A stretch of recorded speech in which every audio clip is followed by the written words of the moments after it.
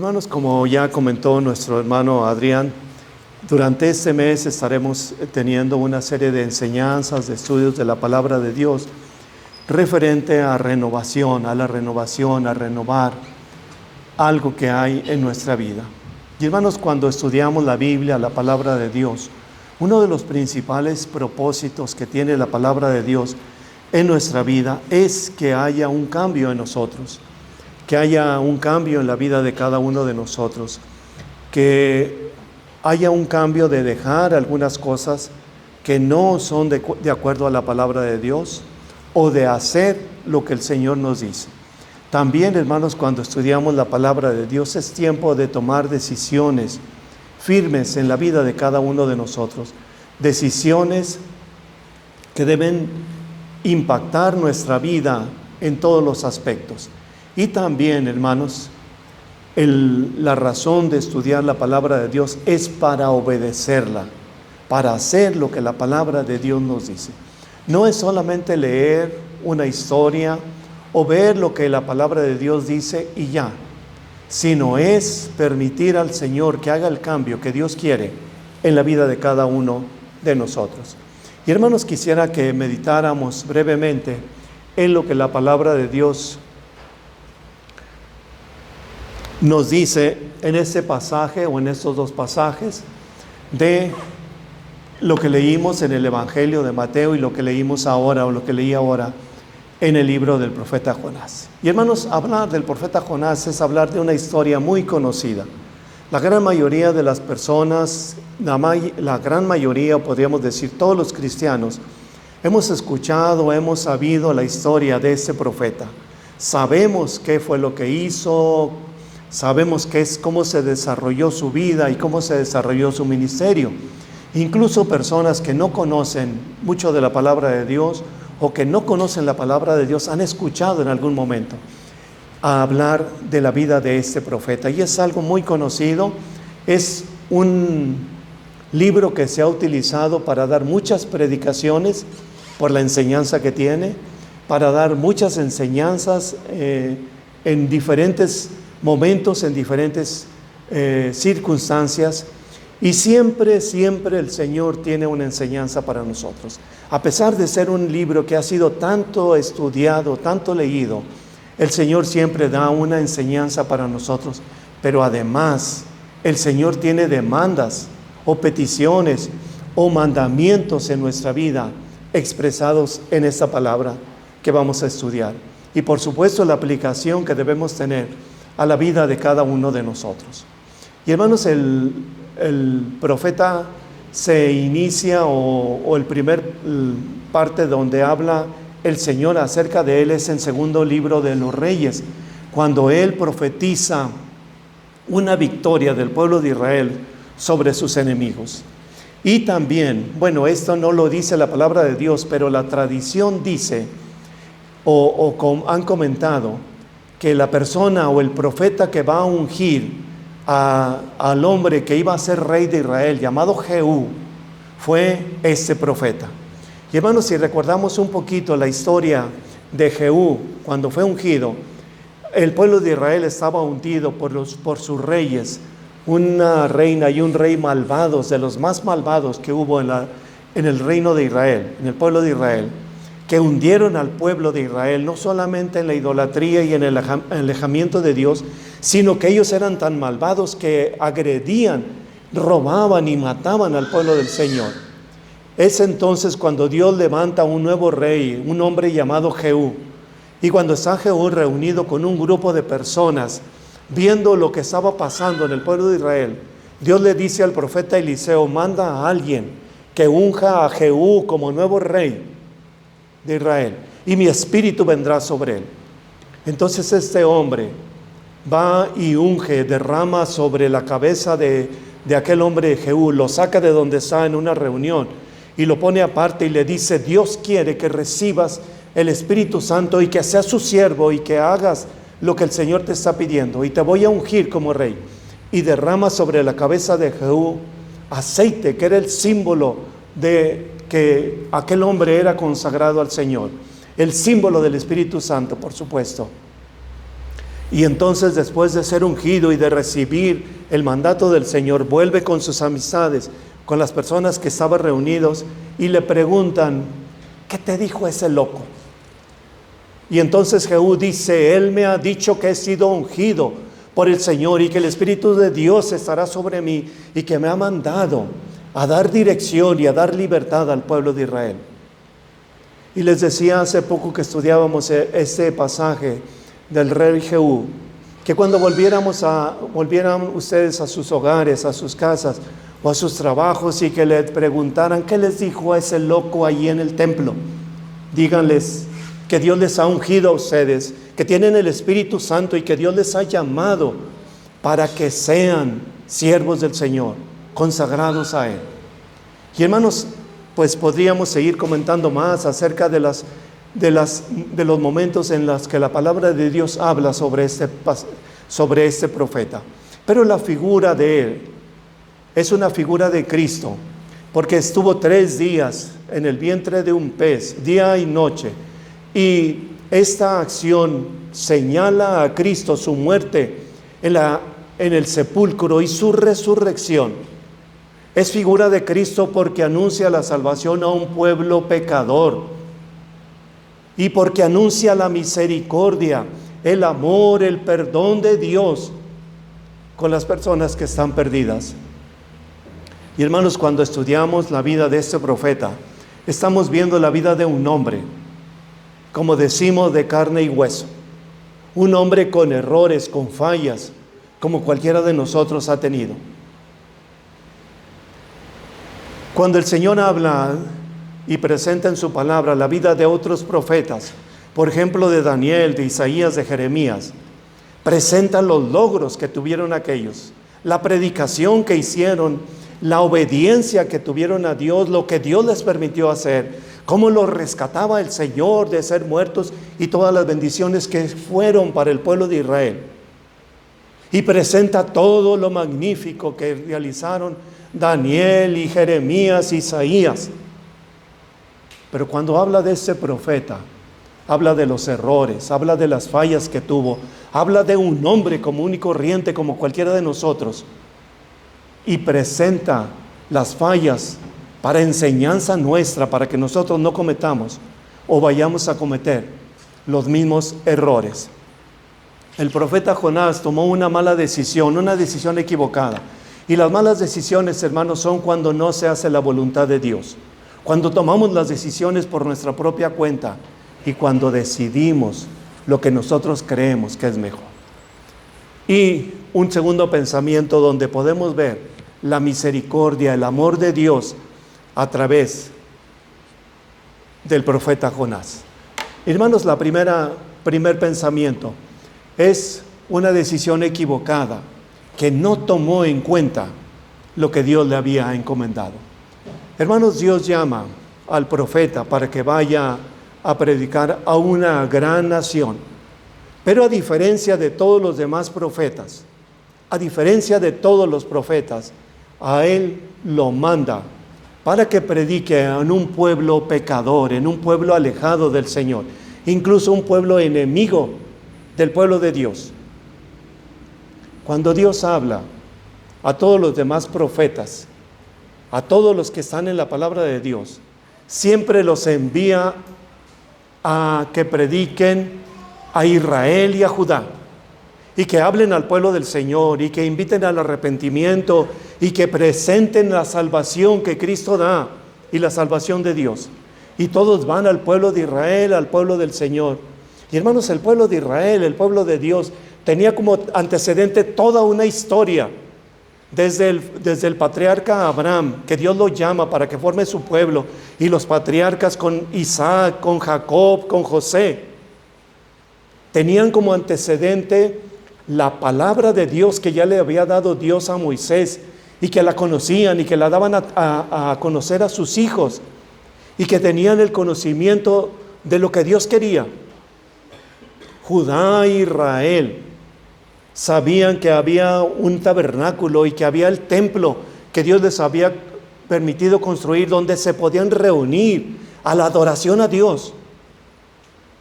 que ahí estaba una caja que simbolizaba la presencia de Dios, que era el arca del testimonio. Y pudiéramos seguir mencionando profetas y sacerdotes y levitas y todo lo que Dios dio al pueblo de Israel. Pero cuando Dios manda a este profeta a un pueblo pagano, no tenían ningún antecedente, no sabían de Dios, no sabían de la misericordia de Dios, no tenían su palabra, no tenían un templo de adoración, no habían recibido ninguna instrucción acerca de Dios. Total que era un pueblo completamente pagano, perverso, que no creía en Dios. Al lugar a donde es enviado ese profeta es a Nínive. Y dicen los historiadores que Nínive era una gran ciudad que estaba formada prácticamente por 4 ciudades que habían sido unidas a una gran metrópoli. Esa ciudad y los habitantes de ahí eran personas guerreros, eran personas que tenían ejército, eran violentos, mataban a sus enemigos. Y ahí lo envía el Señor a ese lugar, a ese pueblo. Y hermanos, de la gente de Israel, incluso de otros pueblos, nadie quería tener ningún trato con los habitantes de Nínive, con esas personas. Nadie quería tener absolutamente ningún acercamiento. Nadie tenía el deseo de visitar aquella ciudad. Nadie. Todos rehuían porque sabían que iban ahí y que posiblemente iban a ser asesinados al llegar a esa ciudad.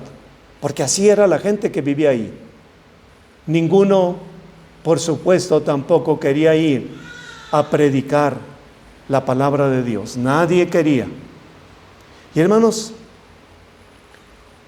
cuando Dios llama al profeta, ni siquiera pregunta al Señor, ni siquiera cuestiona a Dios y le dice: ¿por qué me mandas a ese pueblo, Señor?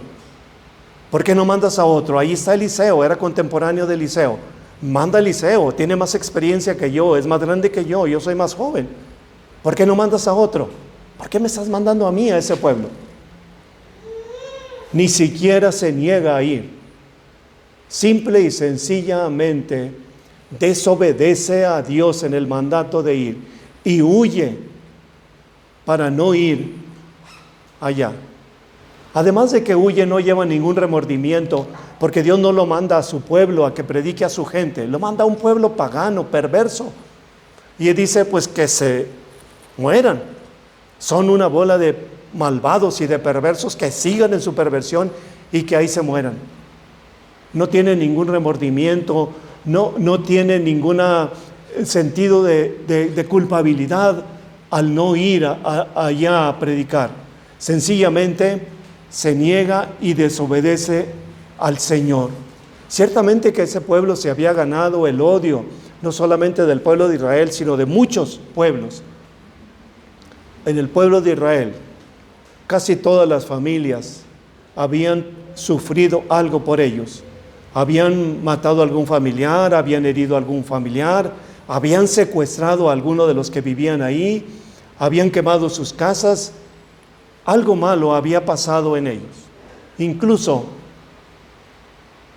los de Nínive y los habitantes de ahí, que eran personas malvadas, cuando agarraban a alguien, a un enemigo, y lo mataban, se lo llevaban el cuerpo y lo exhibían en sus ciudades. Lo ponían ahí para que vieran todo lo que pasaba con sus enemigos.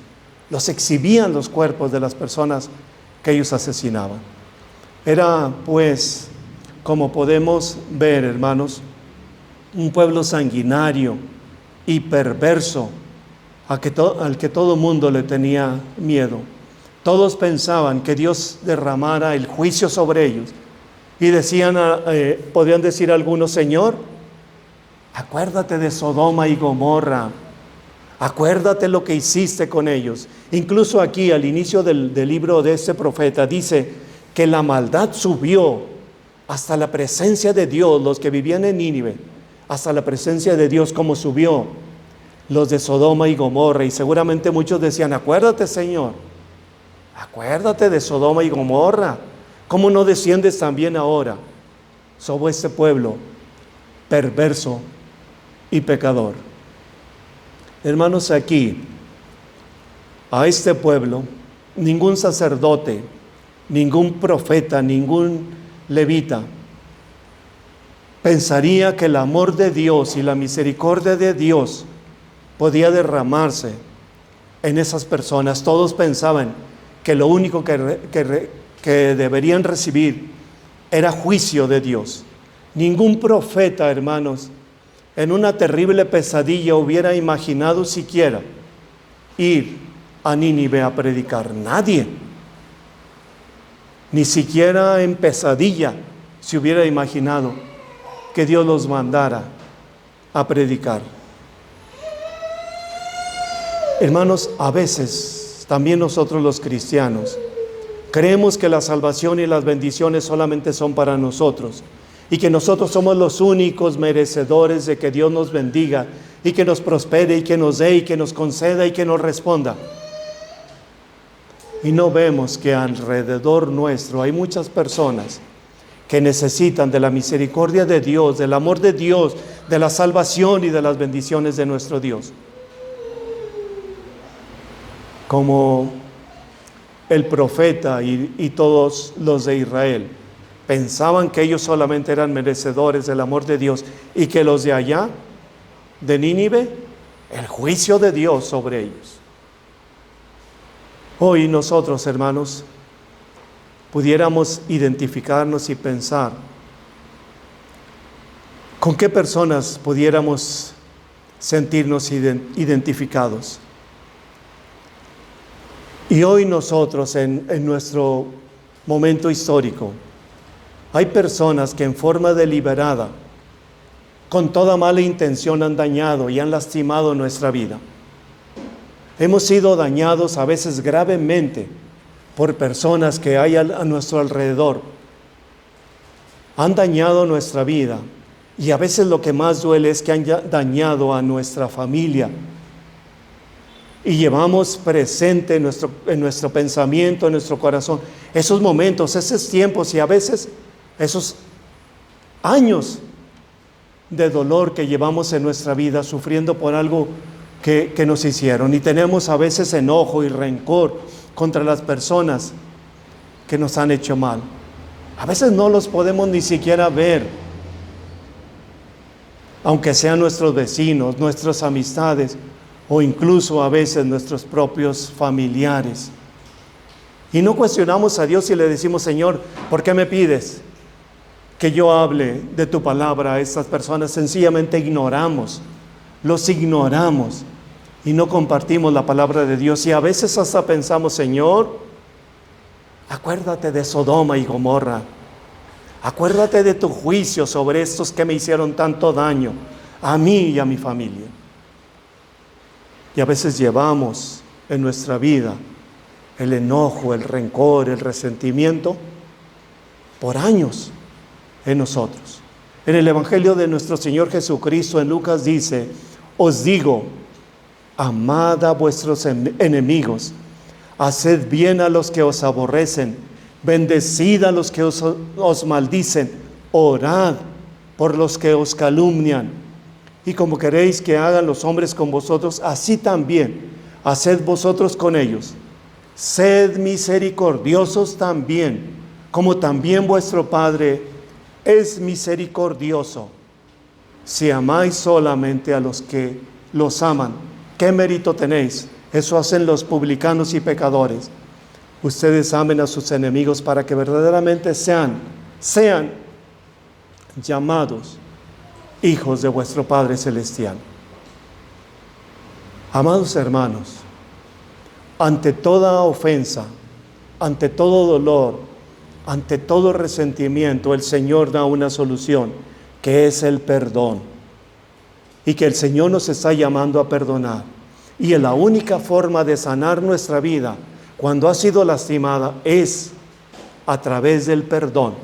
Es perdonando. No cuando me vengan a pedir perdón, no, sino perdonando desde nuestro corazón a quien nos haya hecho mal. Es como cuando tenemos una enfermedad y vamos con el médico y el médico nos receta un antibiótico, un analgésico, lo que sea, una medicina, y nos tomamos la medicina, entonces el Señor nos recupera la salud. Así es cuando perdonamos. Entonces el Señor sana nuestra vida en el aspecto moral, en el aspecto espiritual, y por supuesto que aún en el aspecto físico, porque el enojo, el rencor, el resentimiento trae daños también a la vida física nuestra. Hace unos días una hermana me compartía su testimonio y me decía: hermano, yo durante muchos años guardé rencor y enojo profundo, un resentimiento grande contra esa persona que me hizo tanto daño a mi vida y a la vida de mi familia. Estuve enojada por décadas contra esa persona y siempre estaba diciendo: Señor, acábala, maldícelo, húndelo en la desesperación, lo que tú quieras, pero maldícelo, Señor. Por décadas me comentaba que estuvo guardando todo ese rencor. Pero cuando la palabra de Dios me decía, vino a su vida, y entonces leyó de una manera profunda, es una persona que ha sido cristiana, de una manera profunda lo que dice la palabra de Dios acerca de perdonar aún a los enemigos. Lo que acabo de leer aquí en el Evangelio de Lucas, dice que entonces tomó la decisión y dijo: si el Señor me está diciendo que perdone, a partir de ese momento perdono. Y perdonó a esa persona. Esa persona vivía sin ni siquiera mortificarse o pensar en ella que le hubiera hecho tanto daño. Pero ella estaba hundida en su resentimiento y en su rencor. Pero en el momento en que Dios le dio la sabiduría y que por medio de su palabra pudo reconocer que estaba haciendo mal y perdonó, de ese momento su vida cambió radicalmente. Ya no ese rencor, ya no esa angustia, ya no ese resentimiento, ni siquiera esas enfermedades que había tenido por años, por el enojo, por el rencor. Amados hermanos, siempre la palabra de Dios nos está hablando a nuestra vida, señalando, hermanos, lo que hemos hecho mal y que lo que pide el Señor que hagamos, que perdonemos a quienes nos hayan hecho mal. Tal vez son ofensas grandes, muy grandes, o tal vez son ofensas pequeñas. Pero para ser liberados debemos perdonar.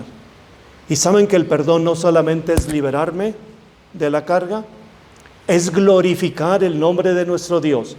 Cuando perdonamos estamos glorificando a Dios, porque estamos haciendo su voluntad, porque estamos haciendo lo que su palabra nos dice. Amados hermanos, cuando el profeta fue llamado a predicar al Señor, no solamente era un pueblo perverso, pecador, era un pueblo necesitado de la misericordia de Dios.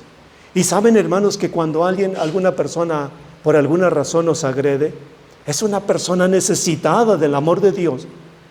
Es una persona que todavía vive en sus delitos y pecados. Es una persona que necesita del amor de Cristo.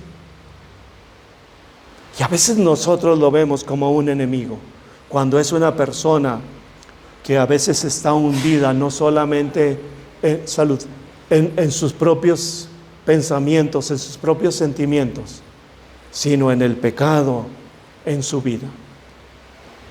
El pueblo aquel era un pueblo necesitado del amor de Dios.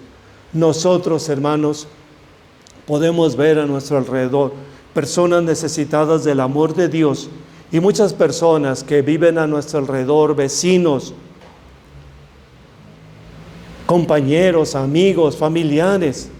A veces ningún daño nos han hecho, pero vivimos ignorando la palabra de Dios Y personas que viven sin fe, sin esperanza, sin Cristo, no les hemos compartido la palabra de Dios.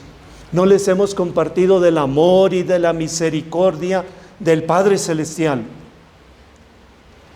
del perdón que hay a través de Cristo Jesús, de la vida eterna que el Señor ofrece a todo aquel que cree en Él. Y la mayoría de las veces ignoramos a las personas que nos rodean y no damos nuestro testimonio y no les hablamos de Cristo, aún viendo cuánta necesidad tienen. Hoy tenemos un mandato dado por nuestro Señor. Así como al profeta fue mandado a gente que vivía apartada del Señor, así nos manda a nosotros ahora, a cada uno de nosotros, a testificar, a hablar de Cristo. No tomemos decisiones equivocadas, hagamos la voluntad de Dios en todos los aspectos de nuestra vida, en la obediencia a nuestro Dios, en lo que Él nos manda que hagamos. Y esto me da pie, hermanos, a pasar al segundo pensamiento. La misericordia de Dios perdona al más vil pecador. Cuando Dios manda al profeta que predique a Nínive, él inmediatamente huye, aborda un barco que se aleja más y más de la voluntad de Dios, pensando que escaparía de lo que Dios le había mandado. Dios levanta una gran tormenta cuando va ese barco por el mar, y las personas que tripulaban el barco eran marineros, hombres expertos en navegar, cuando había tormentas, cuando había calma. Y entonces cuando viene la tormenta, entonces ellos empiezan a luchar en forma desesperada por mantener el barco a flote, y la tormenta cada vez se está haciendo más fuerte, y cada vez la posibilidad de hundir el barco es más y más. ¿Y saben lo que hace el profeta, lo que dice la Biblia? Estaba allá abajo en un camarote, dormido, en medio de una gran tormenta, dormido cuando debería estar de rodillas, pidiendo la misericordia de Dios, arrepentido, pidiendo perdón a Dios, y está dormido. Algunos han comparado este acontecimiento con lo que vive el Señor Jesús con sus discípulos en aquella ocasión que había una tormenta en el mar y que el Señor Jesús estaba dormido también abajo, tranquilamente. Y cuando van los discípulos y le despiertan y le dicen: ¿no ves que perecemos si tú estás dormido? El Señor Jesús se levanta y con su voz firme pero de poder calma la tempestad en ese momento, y viene una calma y una bonanza absoluta por el poder de Dios. Y dicen el contraste tan grande ahora con la vida del profeta, que no es el profeta el que puede calmar la tempestad, sino que las consecuencias de su desobediencia viene sobre él, y otras personas están sufriendo por sus malas decisiones. Amados hermanos, ¿saben cuando pecamos, cuando tomamos malas decisiones, quién sufre? ¿A quién hacemos sufrir? Sí, a nuestra familia. Y a veces nos llevamos entre los pies a nuestra familia con tal de no hacer la voluntad de Dios, y les dañamos y les perjudicamos, y estamos en una tormenta como estaba el profeta. Cuando finalmente lo despiertan en medio de la tormenta, él confiesa que es seguidor de Cristo, de Dios. Él da tu testimonio entre los marinos, tal vez con el barco moviéndose por la tormenta, y tal vez en un lugar, en un momento, él les empieza a dar testimonio de lo que él es, de que ha creído y que es hijo de Dios, y que es hebreo y que depende de la misericordia de Dios. No quería ir a dar testimonio a Nínive, pero tiene que dar testimonio también a otros que no son creyentes. Y entonces él dice: soy creyente en Dios y el Señor me guía y soy profeta de Dios. ¿Qué podríamos decir? Pero no le obedezco. Soy hijo del Señor, el Señor me ha salvado, el Señor me ha perdonado y tengo su Espíritu Santo y tengo su palabra y la oración, pero no le obedezco, pero no hago lo que Él me pide. No le obedezco. Amados hermanos, sabemos que siempre el Señor confronta nuestra vida a través de su palabra para que nosotros reconozcamos cuando no hemos hecho la voluntad de Dios y la oportunidad que Dios nos da para hacer su voluntad. El profeta pidió que fuese echado en el mar para que la tormenta se calmara. Los marineros al principio no querían, pero después lo echaron al mar. Y pudiéramos pensar, hermanos, la situación que vive el profeta cuando le echan al mar. El barco se empieza a alejar de él y él está quedándose solo en el mar. Apenas puede permanecer a flote, está tragando agua. No tiene la más mínima esperanza de que pudiera llegar otro barco a rescatarlo. Está solo en medio de la inmensidad del mar. Sabe perfectamente que se va a morir. ¿Cuánto tiempo más va a resistir a flote? ¿Cuánto tiempo más sus fuerzas le van a permitir que pueda estar flotando en el agua?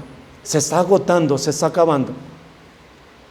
Y luego, para colmo de sus males, observa que un gran pez se acerca a él.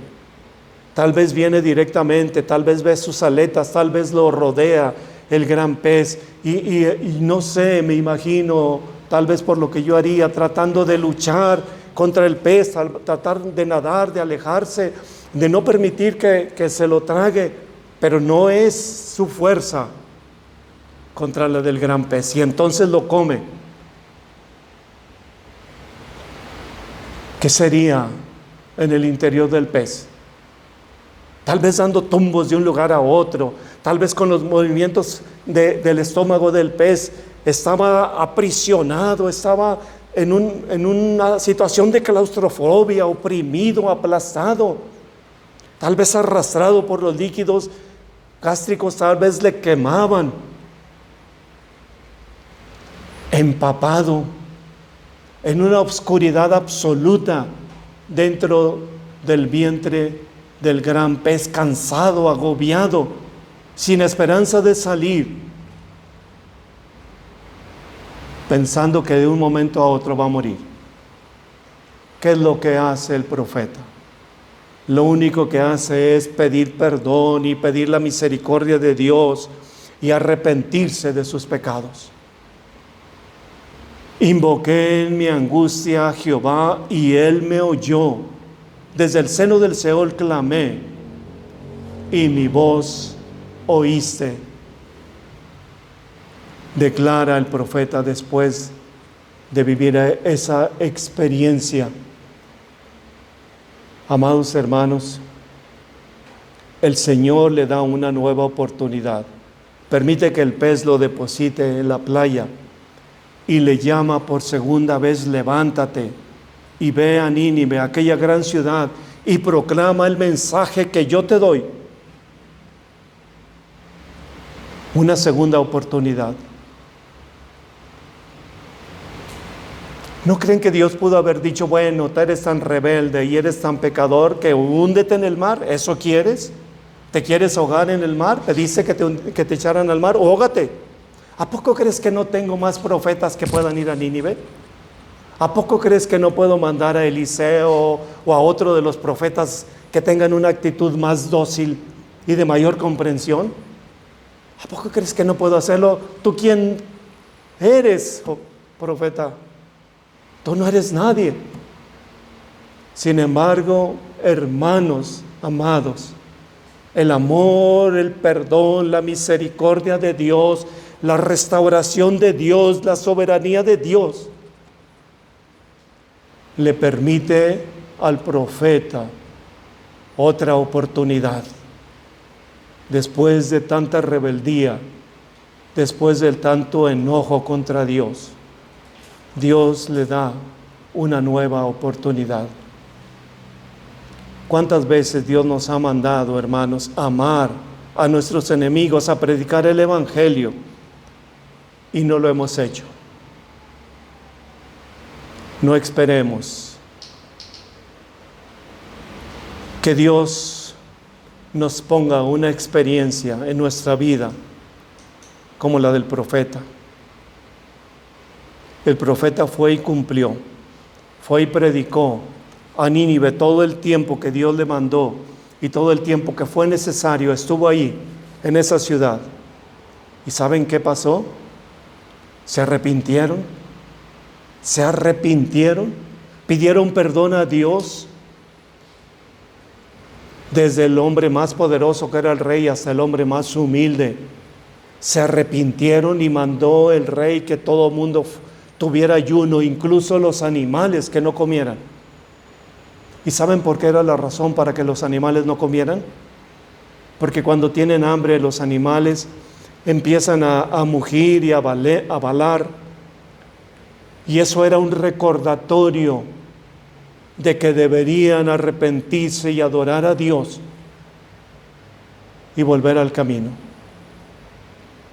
El amor de Dios tan grande, sin límite, hermanos, derramado sobre aquellas personas malas, sobre aquellas personas perversas y pecadoras. El amor de Dios y la misericordia de Dios es más grande que cualquiera de nuestros pecados que hayamos cometido. Porque el amor de Dios puede perdonarnos, restaurarnos, salvarnos y darnos nuevas oportunidades. Amados hermanos, ¿con quién pudiéramos identificarnos? Tal vez con las personas más pecadoras, como los de Nínive, o tal vez como los siervos más desobedientes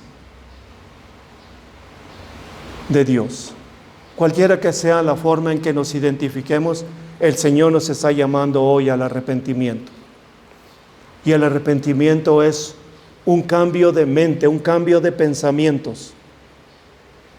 Cuando cambiamos nuestra mente, cuando cambiamos nuestro pensamiento, entonces el Señor cambia nuestro corazón, y entonces viene un cambio de actitudes, un cambio de palabras, un cambio de acciones, y dejamos la práctica de pecado.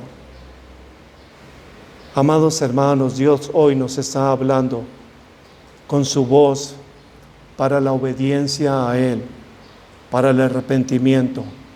Y dos aspectos que le pidió Dios al profeta. Uno era amar a sus enemigos, amar a nuestros enemigos y ser testigos de la misericordia de Dios, ser testigos del amor de Cristo y llevar el Evangelio a las personas que no han conocido al Señor todavía.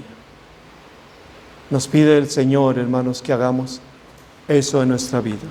Y quiero concluir invitando que si alguien de las personas que han escuchado la palabra de Dios todavía no ha creído en el Señor, no se ha arrepentido, hoy lo haga. Hoy abra su vida y le permita a Cristo Jesús entre a su vida, a su corazón. El Señor le ama, el Señor le salva, y cualquier pecado, por grande que sea, por perverso, el Señor lo perdona. Reciba a Cristo, invítelo a su vida y recíbalo en su corazón. Y la otra invitación es para todos nosotros al arrepentimiento, amar y a compartir su palabra. Oremos, hermanos.